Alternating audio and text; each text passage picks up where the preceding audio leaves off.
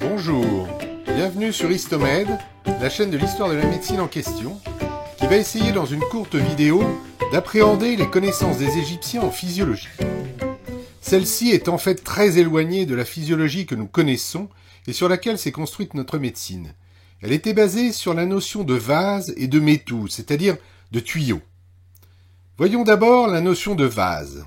Le corps humain était considéré comme un vase, lui-même composé de différents vases, qui étaient autant de lieux de transformation des énergies invisibles.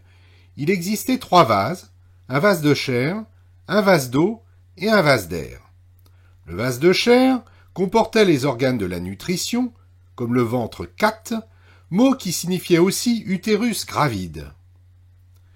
Il faut comprendre ce concept de vase de chair comme représentant non seulement le corps de l'individu au sens général, mais aussi chaque organe de ce corps qui concourt à la transformation de la nourriture en substance. Le vase d'eau regroupait tous les vaisseaux, aussi bien matériels physiques comme les artères et les veines, que spirituels métaphysiques, avec des énergies diverses. Chaque liquide du corps, sang, liquide amniotique, liquide céphalorachidien, etc., était un vase d'eau particulier, faisant partie de l'ensemble des vases d'eau. Même si cela pourrait l'évoquer, on reste loin de la théorie du milieu intérieur de Claude Bernard.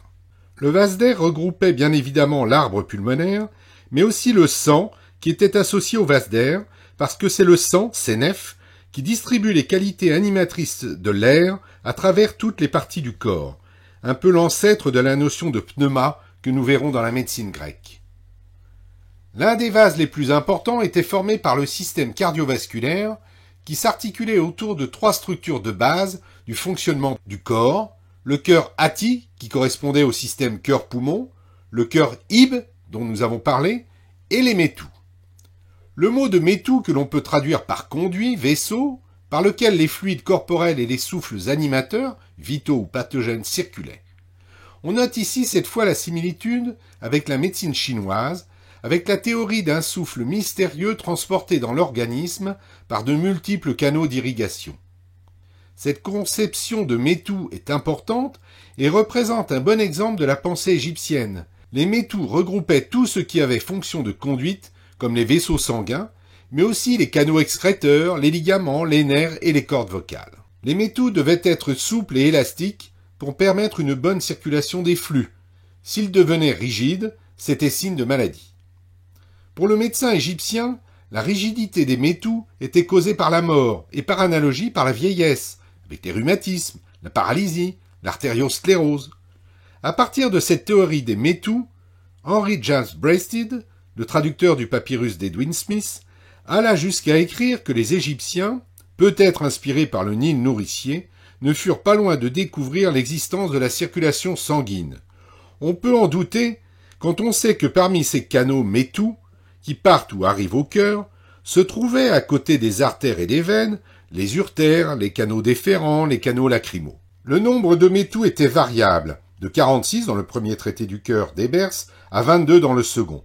Dans les papyrus d'Ebers et de Bruch, sur l'anatomie vasculaire, la tête de l'homme a 22 vaisseaux, 2 vaisseaux au sein, 2 aux jambes, 4 dans les narines, 3 au bras, 4 au foie. De plus, selon Krapoff, que nous avons déjà cité, le sang ne semblait pas indispensable à la vie pour les Égyptiens, ce qui est gênant pour élaborer une théorie de la circulation.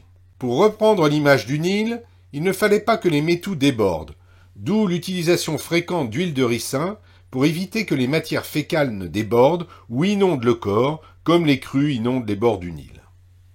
On rappelle également dans ce chapitre consacré à la physiologie la notion de pesée du cœur, siège de l'intelligence et de la mémoire. Pesé après la mort, il devait être aussi léger qu'une plume, dans une sorte de jugement dernier. Maintenant que nous savons tout ou presque sur les sources dont disposent les égyptologues et sur les connaissances des médecins égyptiens en anatomie et en physiologie, penchons-nous sur l'exercice de la médecine dans l'Égypte ancienne, avec une nouvelle vidéo d'Histomed, la chaîne de l'histoire de la médecine en question.